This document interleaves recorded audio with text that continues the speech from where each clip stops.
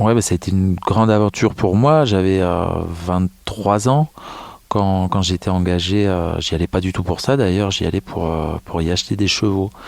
Et puis Bartabas a discuté un petit peu avec moi, m'a demandé ce que je faisais dans la vie, avec son air aimable. Je lui ai dit, bah, je suis voltigeur. Bon, bah, donnez-lui des chaussons, il va nous montrer ce qu'il sait faire. Ça vous met à l'aise, hein. Puis apparemment, ça lui a plu, et moi, évidemment, j'étais hyper content de me lancer dans cette aventure qui a duré 7 ans, donc de mes 23 à mes 30 ans. Et ce que ça m'a appris, ben voilà, cette vie de tournée, découvrir le monde. On a fait à peu près tous les continents, on a travaillé énormément. Donc ça m'a appris aussi cette endurance, des spectacles qui se jouent 450 fois. Au niveau corporel, faut vraiment faut tenir le coup, mais ça vous donne comme ça une espèce d'endurance et puis un sens je vais dire de l'économie. C'est pas le bon terme, en tout cas, de mettre l'énergie où il faut et de pas se disperser et vraiment rassembler son énergie au bon moment pour tout donner devant des salles énormes en plus à chaque fois, hein. Donc ça demande d'être pleinement là et en même temps de se dire ben voilà, il y en a encore 5, 10, 200, 400 derrière. Ça demande une endurance que je souhaite aussi à tous les jeunes voltigeurs.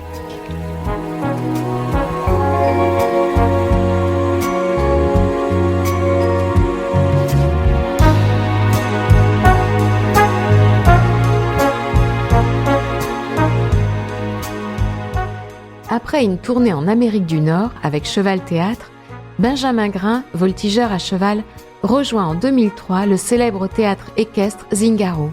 Il passera 7 années à participer aux créations et aux tournées emblématiques de Bartabas. Aujourd'hui, avec la même passion, il équilibre sa vie professionnelle entre la scène et l'enseignement au sein de sa compagnie Plume de Cheval. Cet été 2025, après avoir présenté plusieurs créations équestres en 2013, 2018 et 2023, la compagnie dévoile pour la première fois le fruit du travail de ses élèves.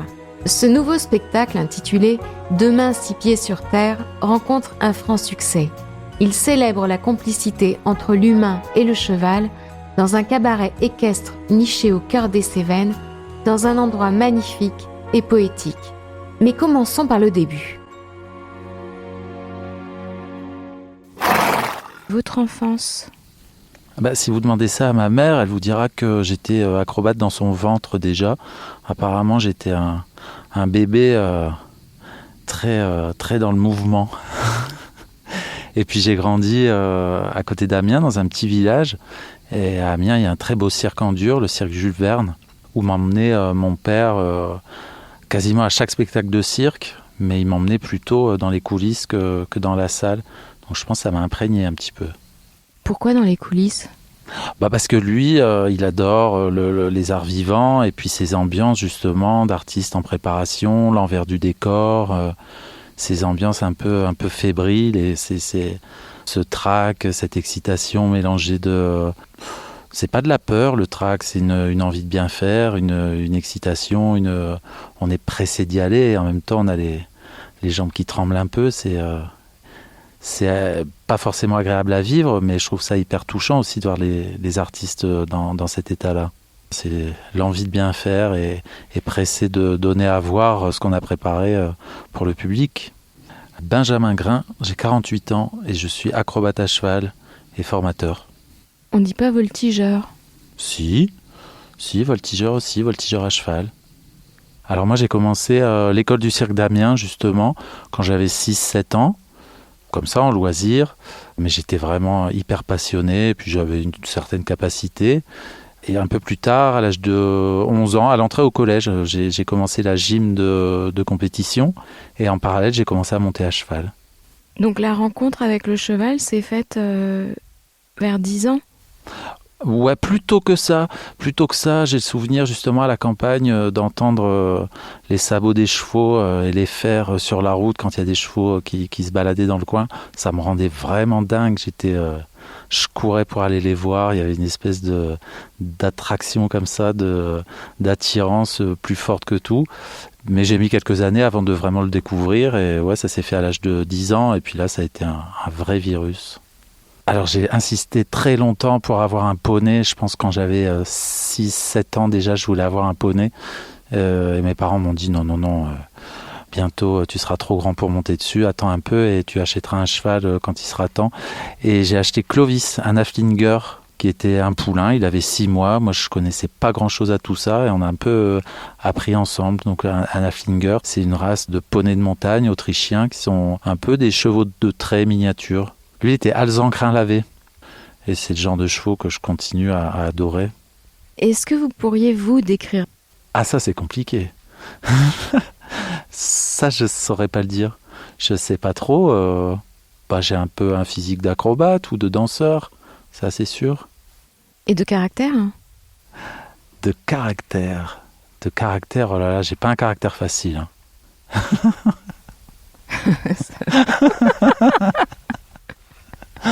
Mais je me soigne.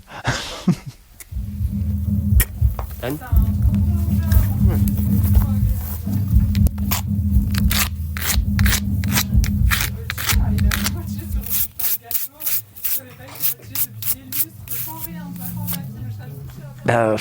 J'ai l'impression la patience, c'est vraiment un point clé dans nos pratiques parce que à la fois je suis très impatient. Enfin, je m'agace très vite quand mon téléphone marche pas comme je voudrais au moment où je voudrais.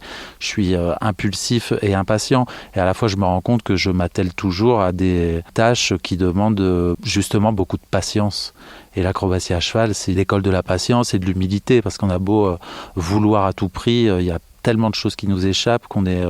les chevaux aussi, c'est pareil, on est obligé de s'en remettre à leur rythme à eux, et d'un coup de mettre nos impatiences et nos frustrations en sourdine pour que ça se passe bien. Est-ce qu'il faut être tenace? Ah ça c'est évident. Ouais, tenace.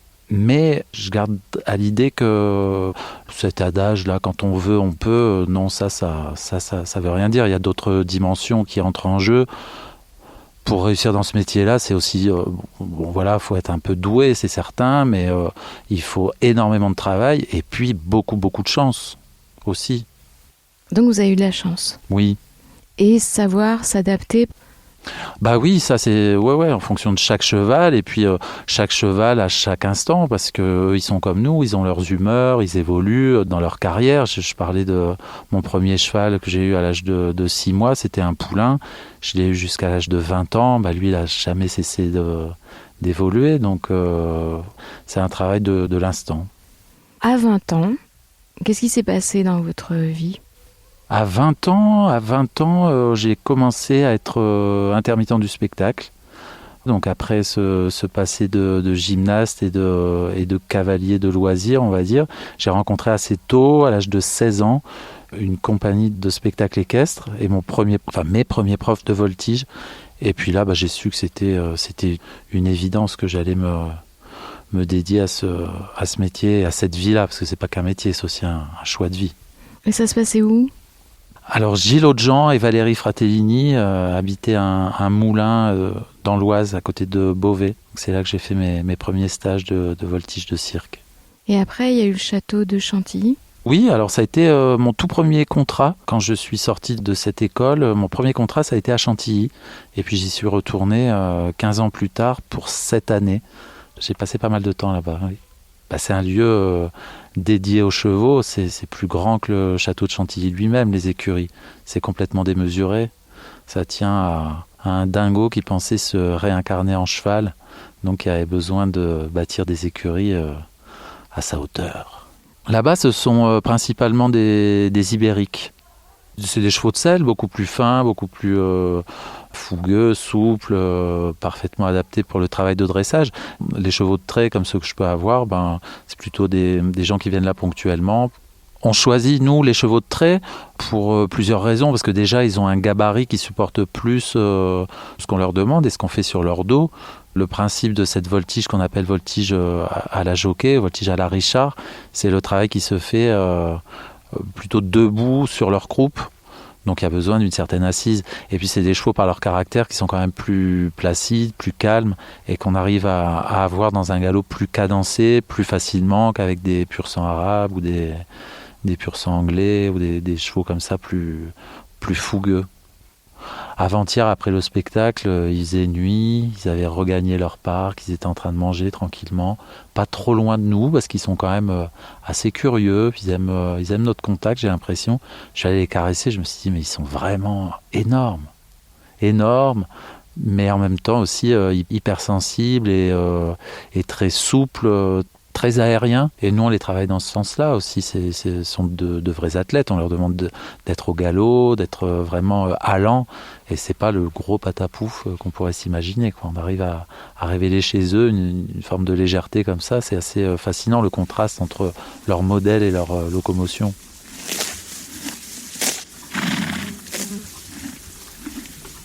Le soin qu'on apporte aux chevaux, c'est déjà un confort au quotidien. Moi, j'essaie de les rapprocher le plus possible de leur vraie nature. Donc, comme je l'ai dit, d'être dans de grands espaces, de vivre en troupeau, de manger de l'herbe naturelle. Déjà, on répond à leurs besoins. Donc, ils sont a priori beaucoup plus disposés que si on les fait vivre en box, enfermés, isolés, dans des lieux poussiéreux. Voilà, qu'ils soient en bonne santé et heureux dans une vraie vie de cheval. Là, déjà, on le soigne en faisant ça. Et puis c'est aussi un mode de vie naturel qui fait qu'ils sont beaucoup moins malades et beaucoup plus disponibles dans le travail. On va quand même les chercher auprès, mais je vous dis, des fois ils viennent vers nous spontanément. Donc déjà, je pense que notre contact est quand même synonyme de...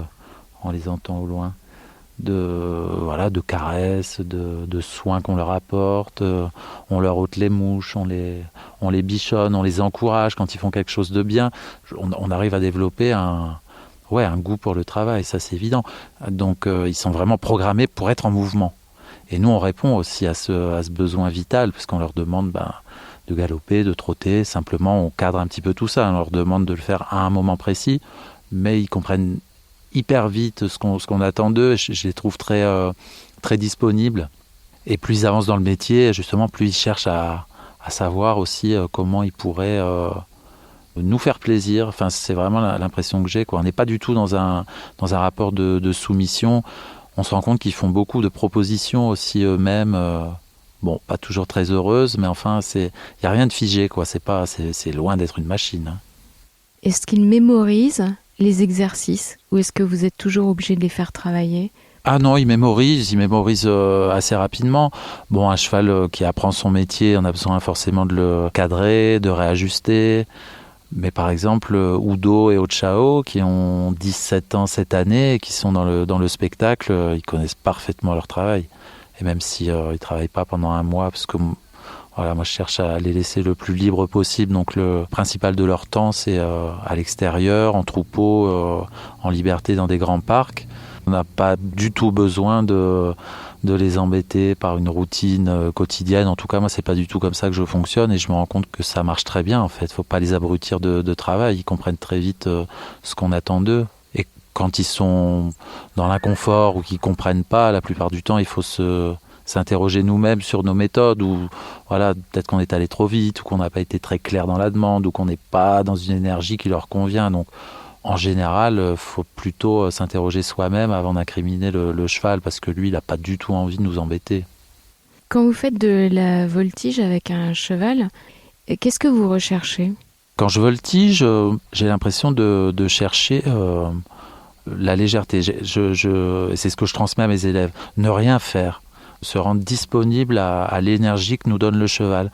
En fait, très techniquement, on se sert de son mouvement, donc du trot ou du galop, comme une source de propulsion pour nos sauts.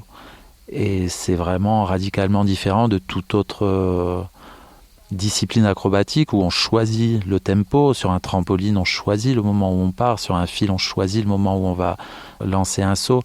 Là, on attend vraiment le cheval, le moment où il pousse pour nous accompagner et nous envoyer. Donc c'est vraiment une écoute. C'est ces instants-là où on est vraiment collés l'un à l'autre et où c'est lui qui fait pour nous. Ça, c'est vraiment magique. Et après, à 30 ans, vous avez souhaité changer de projet ? En fait, j'ai quitté Zingaro parce que j'avais envie d'autre chose.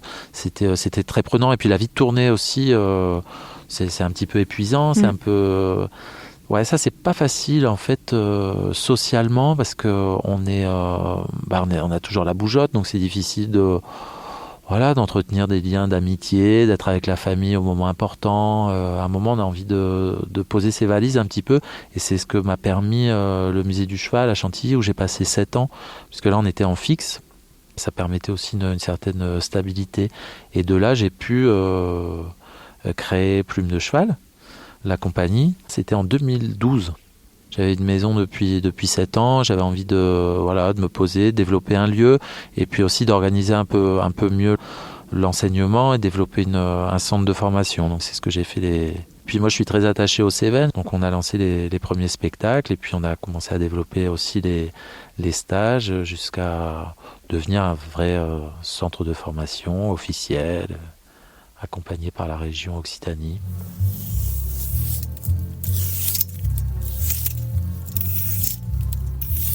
Ah oui, c'est pour enlever l'eau. Exactement, ouais, c'est pour les essorer. Et pourquoi vous les mouillez avant le spectacle ? Là, c'est pour les doucher, donc pour enlever les taches d'herbe et de terre. Voilà, c'est ça. Et là, il reste un peu de temps, puis il fait chaud, donc ils vont sécher avant le spectacle. D'accord. C'est pas pour le principe de les mouiller, c'est vraiment pour les laver. Ce terrain, il est vraiment incroyable. Il se situe à Saint-Romain-de-Caudière, qui est au col de 3 vallées, qui sont le Rietor, le Vidourle et le Recaudier, un village perché avec une vue hallucinante. On voit à la fois le mont Ventoux et le mont Égual de là où on est. Donc c'est un terrain vraiment enchanteur. On est entouré de chênes blancs, d'une végétation qui cherche à gagner un petit peu sur la terre agricole. Mais il y a beaucoup de prairies, parce qu'ils sont de grandes prairies pour les Cévennes ici. On est loin de la Normandie, mais les chevaux ont la chance d'être dans des parcs assez vastes et assez plats. Donc ça convient bien pour ce qu'on veut faire. Donc c'est un lieu que j'ai investi il y a 1 an tout juste. On a eu 1 an pour préparer une partie du terrain à l'accueil du public et à la pratique de la voltige. Donc on a dû construire une piste, on a débroussaillé, on a coupé des arbres, on a amélioré les accès pour pouvoir faire venir du monde. Et moi ça me fascine chaque mercredi de voir 300 personnes là qui débarquent dans cet endroit, dans cet écrin de verdure. Je pense que les gens, ça les touche aussi. Il n'y a pas que le spectacle, c'est aussi d'être dans un décor naturel. Alors nous, il n'y a pas de décor, hein. C'est la forêt et l'environnement qui fait le décor naturel. Et ça, c'est hyper agréable de travailler dans ce contexte. Enfin, vous avez quand même créé une piste qui est assez grande. Oui, il y a un gradin pour pouvoir accueillir les spectateurs. Donc c'est une piste de 13 mètres, comme on retrouve dans tous les cirques du monde. Enfin, il n'y en a plus beaucoup qui existent encore. Est-ce que vous y avez cru tout de suite à ce projet ? Ça a été difficile, avec des hauts, des bas. Qui vous avez réussi à embarquer dans ce projet ? Quand on part d'une page blanche, on ne sait pas où ça nous mènera. Bien sûr, j'y ai cru parce que c'est la première fois que je fais intervenir mes élèves. Donc je crois en eux, j'ai une grande confiance dans leur capacité à habiter la piste et à la partager avec moi. Donc ça, c'était déjà le premier enjeu. C'est la première fois que je mets en piste mes propres élèves. Donc c'est un petit peu la particularité de ce spectacle, de Main 6 pieds sur terre. Après, il y avait l'écriture. Qu'est-ce que vous aviez envie de raconter ? Ce spectacle raconte justement l'idée de la transmission, du temps qui passe. On partage la piste à des moments très différents. Ils ont 19, 20, 25 ans. Moi, j'ai 48 ans. Et l'idée, c'était de se dire, est-ce que la fougue s'atténue avec l'âge ? Est-ce que la beauté de la jeunesse fait tout dans un spectacle ? C'est ces questions-là qu'on pose. C'est aussi avant tout le plaisir d'être ensemble et de partager une passion commune avec des âges, des expériences différentes. Je pense que ça se ressent dans le spectacle. Donc c'est raconter une histoire que vous avez écrite ensemble ? Alors j'ai travaillé avec Ève Fagnan qui a coécrit le spectacle avec moi et qui l'a mis en scène en partie. Et puis on a fait intervenir les élèves, on leur a donné forcément un canevas, un cadre, une note d'intention pour réfléchir ensemble à ce qu'on avait envie de montrer là-dedans. Mais je dirais que c'est pas un spectacle narratif, une personne va faire une lecture différente d'une autre. Moi j'aime pas trop en voyant un spectacle qu'on m'impose un début, une fin, comment le comprendre. J'aime bien qu'on me laisse une liberté d'interpréter ce que je vois, et c'est ce que je m'efforce de faire dans mes spectacles. Est-ce que vous avez un maître, un modèle ? Ah bah des maîtres, oui bien sûr, j'en ai eu, mais on n'est pas très nombreux à faire ce métier-là, et il y a autant de voltiges que de voltigeurs. Notre pratique, elle est directement liée à qui on est, à notre sensibilité, à notre histoire, à ce qu'on a vécu. Donc j'ai plutôt été imprégné de mes professeurs sur la dimension technique de la voltige. Après, dans ce que je raconte, c'est aussi ce qui me passe par la tête, mes obsessions, mes envies, quelque chose de très personnel, la création d'un spectacle. Et alors, quelles sont vos obsessions ? Ah, ça, c'est assez c'est intime. Mes obsessions, je sais pas, c'est jamais s'endormir, quoi. C'est rester aérien, tant qu'on est là, faut y aller. Ça, c'est une obsession.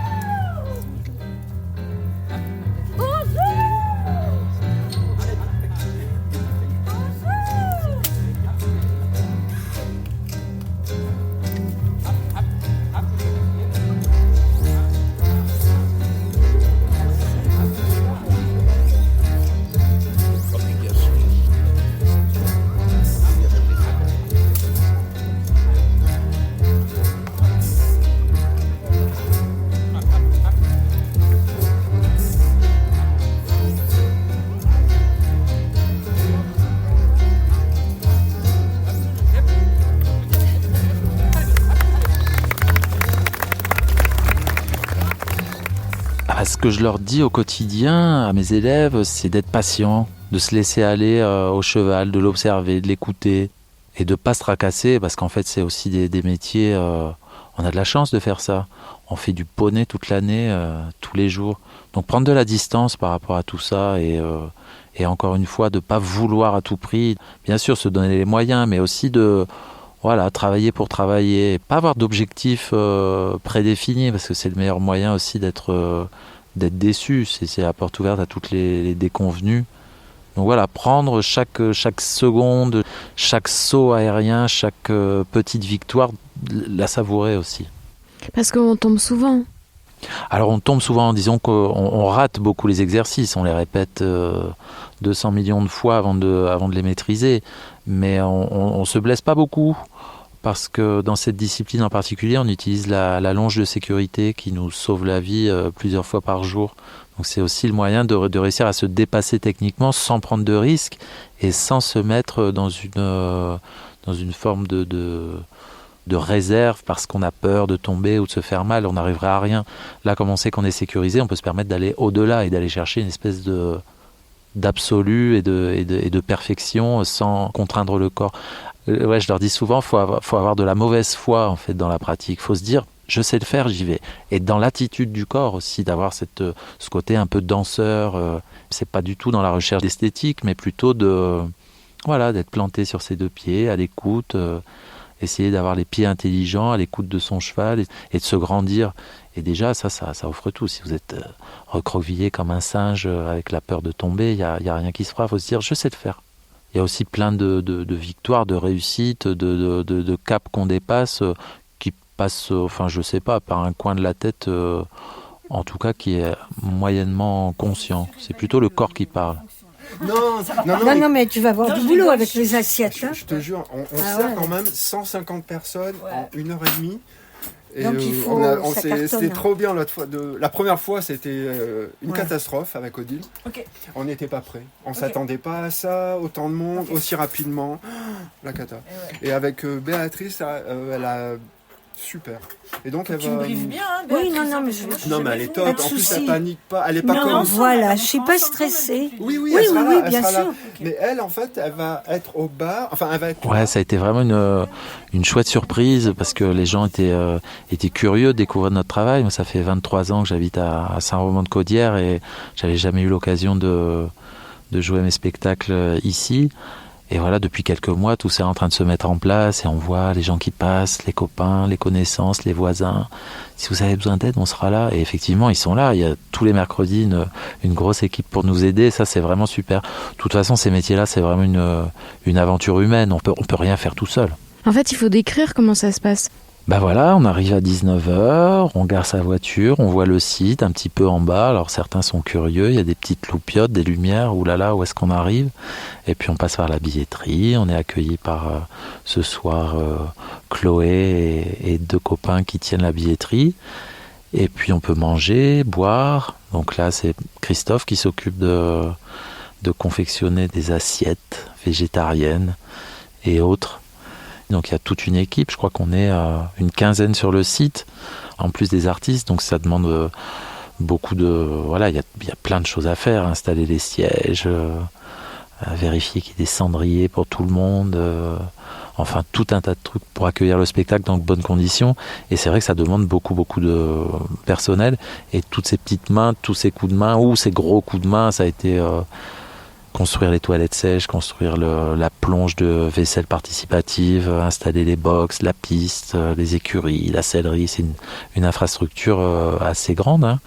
Le terrain s'étend sur un demi-hectare à peu près, donc tout ça, il a fallu installer les guirlandes, tirer l'électricité, amener de l'eau 2 fois par jour avec une citerne. Enfin, c'est un travail assez colossal, mais qui se fait vraiment dans la bonne humeur et dans ce plaisir qui est palpable de voir les gens participer à ce projet. Même s'ils ne sont pas dans la piste, en tout cas, ils sont vraiment partie prenante du projet. Et ça, c'est vraiment super au niveau humain. Il y a l'équipe technique, c'est-à-dire la lumière, le son, parce qu'il y a de la musique. Il y a une création musicale aussi. Alors la création est de Raphaël Barani, qui a créé la musique de mon dernier spectacle, qui s'appelait Amor Fati. Et il y a aussi des morceaux de Clovis Labarrière, qui lui avait composé pour mon tout premier spectacle, qui s'appelait Perspective Cavalière. Et dans ce nouveau spectacle, on a eu l'idée de se faire se rencontrer ces 2 univers musicaux. Et c'est une chouette surprise de voir ces 2 univers, l'un plutôt jazzy et l'autre un peu plus contemporain, voire électro, qui cohabitent à différents moments du spectacle. C'est un univers sonore qui à moi me plaît beaucoup et j'entends que les gens y sont très sensibles. Et sur scène, combien de chevaux, combien d'artistes? Alors là, sur ce spectacle, il y a 9 chevaux, 5 artistes. C'est-à-dire pour la billetterie, en fait, on fonctionne... On est tous bénévoles, moi y compris, à part Ben, j'ai des artistes qui sont rémunérés ça, c'est normal. En fonction de... Voilà. Bon, toi, ça serait normal que tu sois rémunéré. Ah non, ça me met même pas l'idée. Non. Bah non, tu rigoles. Non, et puis c'est d'abord, avant tout, les cachets des artistes. Il y a quand même 10 salaires, 10 cachets à payer entre les artistes et les techniciens. Ouais. Donc c'est pour eux. Il y a les soins des chevaux et puis un peu de remboursement des investissements. Que vous avez fait au départ. Après, le reste, on s'en fout. Moi, je m'en fous. C'est un plaisir. Mais on a eu quand même beaucoup des amis d'Amiens qui sont restés un mois et qui repartent. Ils sont là encore ce soir, mais ils vont repartir demain ou vendredi. Ouais. D'accord. Et alors vos projets? Moi, j'ai jamais fait Alors là, moi j'ai une année très chargée, j'ai un calendrier bien plein pour un jeune retraité voltigeur. J'ai la chance de retourner au musée du cheval de Chantilly l'hiver qui arrive. Et puis je vais rejoindre un projet qui me tient vraiment à cœur avec mes amis Stéphanie et Julien de la compagnie Volti Subito qui sont en Bretagne. Un spectacle qu'on a monté tous les 3, enfin 4 avec le créateur musical Charlie. Et c'est un spectacle qui a marché fort les 2 étés précédents en Bretagne et qu'on va accueillir ici à Saint-Romain l'été prochain. Continuer à faire vivre ce lieu chaque été, parce que c'est pas un lieu de spectacle qui vivra toute l'année, mais chaque été, faire venir un spectacle équestre différent, pourquoi pas avec les élèves des prochaines promotions. Et entre-temps, je forme une nouvelle promotion avec 3 élèves qui arriveront fin septembre et que je vais accompagner jusque l'été prochain.